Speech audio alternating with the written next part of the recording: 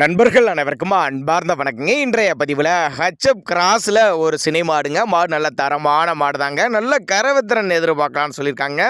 கம்மி பட்ஜெட் தான் சொல்லியிருக்காங்க. இந்த மாடு எந்த ஊர்லேருந்து விற்பனைக்கு வந்திருக்குது, இதனுடைய கரவத்திறன் எவ்வளோ, விலை நிலவரம் எல்லாமே பார்க்கலாம் வாங்க. ஹச்எப் கிராஸு தான். மாடு வந்து 3ஆம் ஈத்து சினையாக இருக்குதுங்க.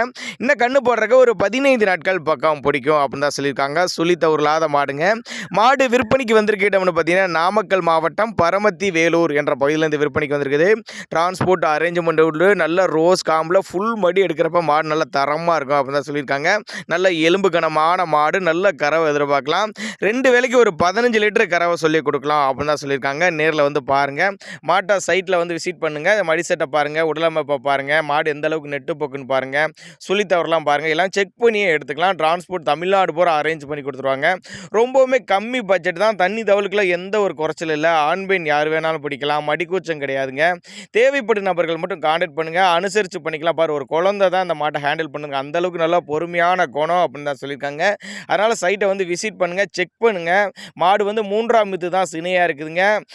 நொக்ரா கிராஸ் அப்படின்னு கூட சொல்லலாம், இல்லைன்னா ஹச்எப் கிராஸ் அப்படின்னு கூட சொல்லலாங்க.